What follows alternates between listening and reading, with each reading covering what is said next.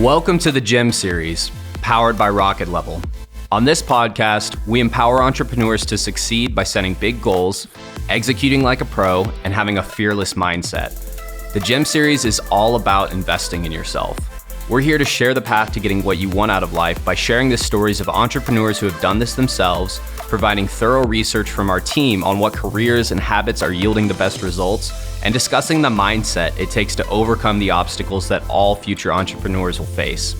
Investing in yourself starts with putting in the work every single day, and this podcast is here to help you do exactly that.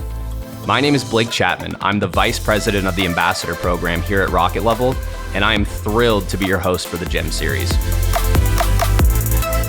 Hello, and welcome to this episode of the G.E.M Series. I am your host, Blake Chapman, and I am thrilled to be talking to you today about a book that I recently read.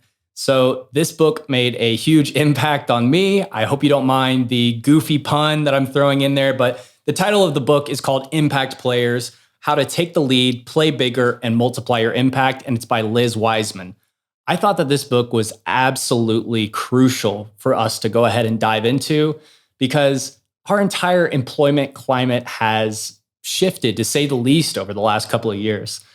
A couple of years ago, everybody was losing their jobs. I'm sure that even now you're seeing that your team is changing constantly. Maybe you've switched jobs recently.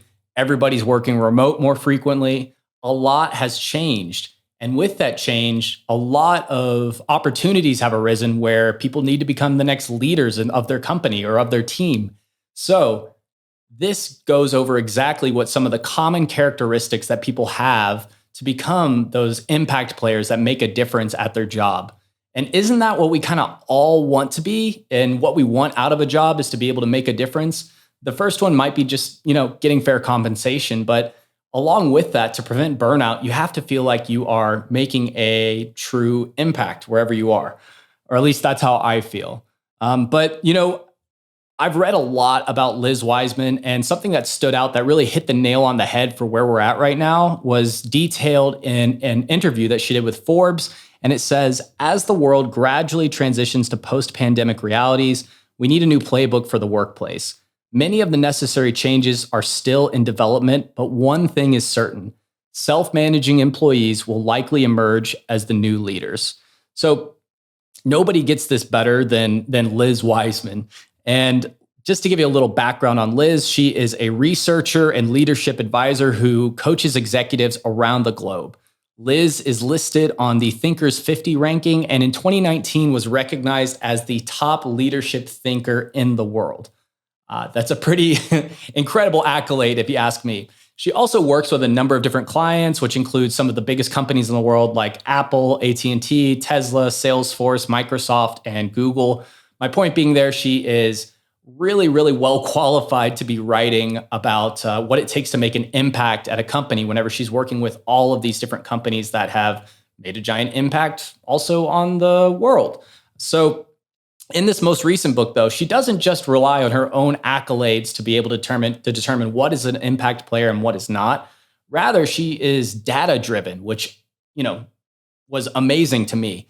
She interviewed hundreds upon hundreds of leaders in different companies that were deemed impact players by their own superiors, and then gathered up all that data to figure out what qualities do these impact players have in common. So from reading the book, listening to podcasts, listening to interviews all about the incredible Liz Wiseman, I broke it down to 7 key characteristics that every impact player has in common. So I'm just going to give you the quick rundown of all of those. So the first one, an impact player, what they do is they take ownership and they get a job done without being reminded. I'm sure we all have worked with somebody that, needs a couple taps on the shoulder to get something done. I'm also sure that you've probably seen somebody be told to, own something and they just don't really know how to go about it. So this is something that every impact player knows how to do really well, is they know how to take ownership and get a job done without being reminded. Number 2, they always are able to act with integrity and do the right thing. So this may seem like total common sense to you, which is great. But a lot of us obviously have a really easy time letting our moral compass lead us through life. But then whenever it comes down to going to the workplace, maybe things get a little blurry for some people, or maybe they just don't know, what the right decision is. So a true impact player is able to always act with integrity and do the right thing, keeping the vision of the entire company in mind, and making sure that they're trusting their moral compass and thinking of the betterment of everybody around them. That is number 2. Number 3 is that impact players, they're easy to work with, likable, approachable, and they're positive. So this may seem like a little bit of a surprise for some of you. And the reason it may be a surprise is because sometimes whenever you think of impact player in your brain, you may think of somebody that is this very alpha, dominating the room kind of person, somebody that's not afraid to crack a few eggs to make an omelet, so to speak. But that's just not always the best solution. And whenever it comes to impact players, that's actually not what the characteristics are. They're not this rock star stereotypical type. Rather, there's somebody that is easy to work with, likable, approachable, and positive. And that, makes a lot of sense as to why that makes them an impact player. Liz explains that whenever you are, somebody that people like being around, naturally you build trust with all of your colleagues. People begin to see value in your ability to lift the spirits of the entire team. And also, whenever you can influence other people in a positive way, you kind of build up your workforce to be able to move forward and make a greater impact wherever you're going. So that's number 3, is they're easy to work with, likable, approachable, and positive. Number 4, impact players are able to learn really quickly. So I want to say that, not everybody does have this skill. Obviously, there's someone here that, that's kind of the whole thing, right? Is every characteristic on here. You might not have every single characteristic, but this is something that every single impact player possesses, is they're able to learn really quickly. And a key part of learning quickly is to be able to develop your research skills and show initiative, right? So if you are running into a place where you're like, I do not, pick things up really quickly, I work really hard, and then I do get it eventually, why don't you just go ahead and maybe take a look at how are you getting to the answer? Are you getting to the answer yourself? And just make that a common practice. That's something that I did a long time ago, and I've noticed that I've been able to learn things far more quickly from doing that versus whenever I might rely on a colleague for an answer or anything like that. So anyways, that is number 4 for impact players, is that they're able to learn really, really quickly. Number 5, impact players are able to apply their strengths to the work at hand. So the way that you're able to apply your strengths to the work at hand is by first identifying your strengths. So that's something that impact players do very, very well, is they are able to identify their strengths and be really, really familiar with them. The other part of that is being able to, put those into action in whatever task you're doing. So if you understand that you are well-spoken and know how to communicate effectively, maybe you're the one that steps up and says, let me lead that meeting. Maybe you're the one that, takes the difficult conversation that has to happen in work. That is something that impact players do really well, is they know how to apply whatever their strength is to what they're doing and make the biggest impact. Number 6, and this is maybe my favorite of them and something that I've taken back as a personal mantra for myself. Every single impact player practices saying yes, even when goals are ambiguous or beyond their skill sets. So Liz has coined a really amazing term for this that I totally love. Liz calls this the naive yes. And this means agreeing to a new challenge before our brain kicks in and tells us that it's not possible. So this means that to make the biggest impact, you don't have to challenge a big goal. Rather, you welcome it and practice saying yes. So this is a very common thing that happens for anybody that goes into a job. I'm sure in the interview, maybe you are, you're able to jump in and say, yes, I am up for the challenge, regardless of what it is. But then what kind of happens is people lose momentum whenever they get into their role and they stop saying yes to the ambiguous or the, really big, lofty challenges that are out there. And it's so important. If you want to establish yourself as a leader or an impact player, it's important to start saying yes to these things, because no matter where you work, you're probably never going to have everything perfectly detailed. And if you do, unfortunately, that would make you align more with what a worker is versus what a leader is. A worker is somebody that has every single step detailed for them and can follow that really effectively, which is equally necessary. But if you are looking to make a really big difference and tackle the big challenges, you got to start by saying yes. And that's something that Liz talks about. She also references Richard Branson describing this attitude when he said, if somebody offers you an amazing opportunity, but you're not sure you can do it, say yes, then learn how to do it later. So this was all massively affirming for me. And it told me that it is a good practice to lean in and welcome challenges with excitement rather than to shut them down and not even, consider trying to fix a problem or make something happen. It's to take it on wholeheartedly, the naive yes. So number 7, the final of the different characteristics that all impact players possess. Impact players are always looking around the corner. Impact players obviously can't tell the future, but they are constantly anticipating new opportunities or challenges that are lurking around the corner.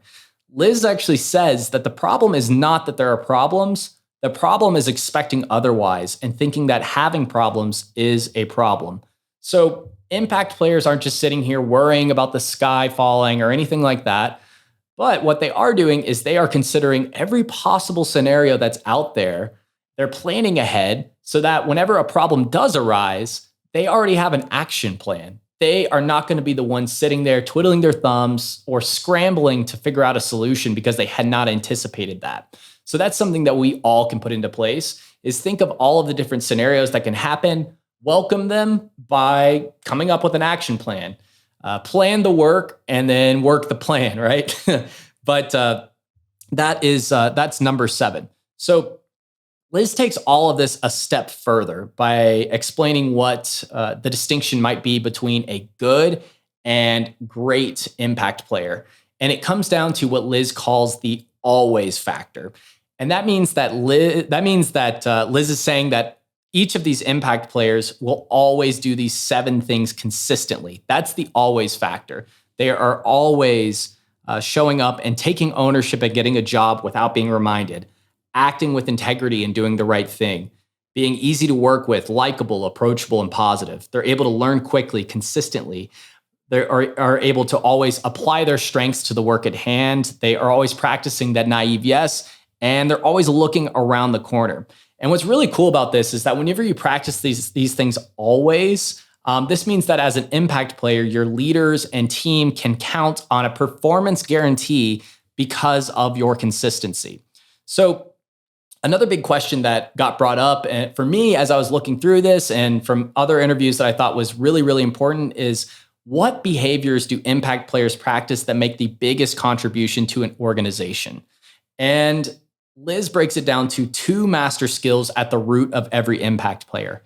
The first is changing your perspective, which involves getting out of your own head and perceiving situations and issues from another person's point of view. The second is changing your lens.